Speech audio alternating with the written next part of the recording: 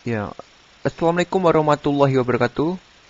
Perkenalkan, nama saya Ridho Pradana, NIM 1952000043, kelas 5B. Di sini saya akan sedikit mempresentasikan tentang penelitian tindakan kelas di sekolah dasar.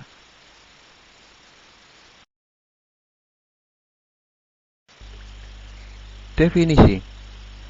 Menurut Kasihani 1999, yang menyatakan bahwa yang dimaksud dengan PTK adalah penelitian praktis, bertujuan untuk memperbaiki kekurangan-kekurangan dalam pembelajaran di kelas dengan cara melakukan tindakan-tindakan. Upaya tindakan untuk memperbaikan dimaksudkan sebagai pencarian jawaban atas permasalahan yang dialami guru dalam melaksanakan tugasnya sehari-hari. Sedangkan menurut Suyanto 1997, secara singkat PTK dapat didefinisikan sebagai suatu bentuk penelitian yang bersifat reflektif dengan melakukan tindakan-tindakan tertentu. Dari beberapa definisi seperti yang telah dikemukakan di muka, maka ciri utama dari penelitian tindakan adalah adanya intervensi atau perlakuan tertentu untuk perbaikan kinerja dalam dunia nyata.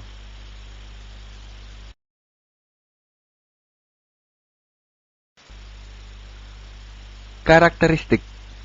Yang pertama, PTK merupakan kegiatan yang berupaya memecahkan masalah pembelajaran dengan dukungan ilmiah. Yang kedua, PTK merupakan bagian penting upaya pengembangan profesi guru. Di sini maksudnya adalah melalui aktivitas berpikir kritis dan sistematis, serta membelajarkan guru untuk menulis dan membuat catatan. Yang ketiga, persoalan yang dipermasalahkan dalam PTK berasal dari adanya permasalahan nyata dan aktual dalam pembelajaran di kelas. Yang keempat, PTK dimulai dari permasalahan yang sederhana, nyata, jelas, dan tajam mengenai hal-hal yang terjadi di dalam kelas. Yang terakhir adalah adanya kolaborasi atau kerjasama antara praktisi yaitu guru dan kepala sekolah dalam penelitian, dalam pemahaman, kesepakatan tentang permasalahan, pengambilan keputusan yang akhirnya melahirkan kerjasama tentang tindakan atau action.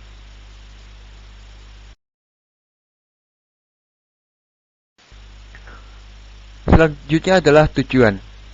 Tujuan yang pertama adalah meningkatkan mutu isi, masukan, proses, dan hasil pendidikan dan pembelajaran di sekolah. Yang kedua adalah membantu guru dan tenaga pendidikan lainnya dalam mengatasi masalah pembelajaran dan pendidikan di dalam dan luar kelas. Tujuan ketiga adalah meningkatkan sikap profesional pendidik dan tenaga kependidikan. Yang terakhir adalah menumbuhkan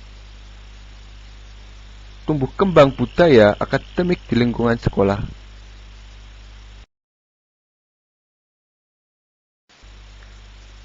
Metode. Alat pengumpulan data yang digunakan adalah observasi dan analisa. Teknik analisis. Jenis penelitian ini menggunakan metode studi pustaka, yang berarti sebuah penelitian yang berkaitan dengan kajian teoritis serta beberapa referensi yang tidak lepas dari bahan atau sumber ilmiah. Pada penelitian kepustakaan ini mempunyai sumber data yang diperoleh dari literatur-literatur yang sangat relevan seperti berasal dari buku, artikel, serta jurnal.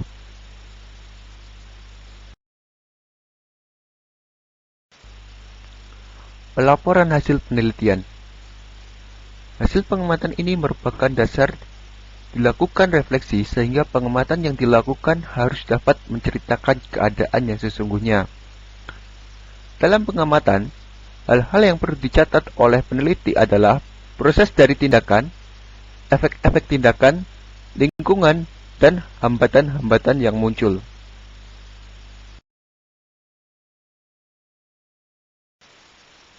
Pembahasan PTK. PTK secara lebih sistematis dibagi menjadi 3 kata, yaitu penelitian, tindakan, dan kelas. Pertama, penelitian. Penelitian adalah suatu perlakuan yang menggunakan metodologi untuk memecahkan suatu masalah. Kedua, tindakan dapat diartikan sebagai perlakuan yang dilakukan oleh guru untuk memperbaiki mutu. Yang ketiga, kelas merujuk pada tempat berlangsungnya tindakan. Penelitian tindakan kelas atau PTK adalah suatu pengamatan yang menerapkan tindakan di dalam kelas yang bersifat reflektif dengan melakukan tindakan-tindakan tertentu atau dengan menggunakan aturan sesuai dengan metodologi penelitian yang dilakukan dalam beberapa periode atau siklus. Agar dapat memperbaiki dan atau meningkatkan praktik-praktik pembelajaran yang dilakukan bersama di kelas secara profesional sehingga diperoleh peningkatan pemahaman atau kualitas atau target yang telah ditentukan.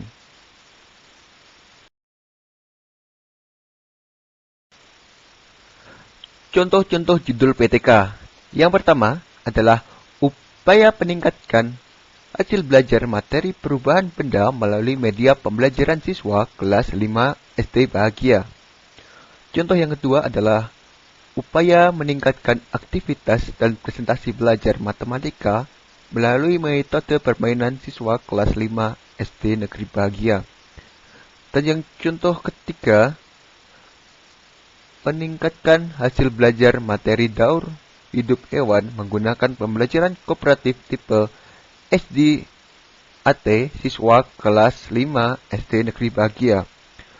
Maksud dari SDAT adalah Student Team Engagement Division atau belajar bersama dalam kelompok kecil terdiri dari 4-5 orang.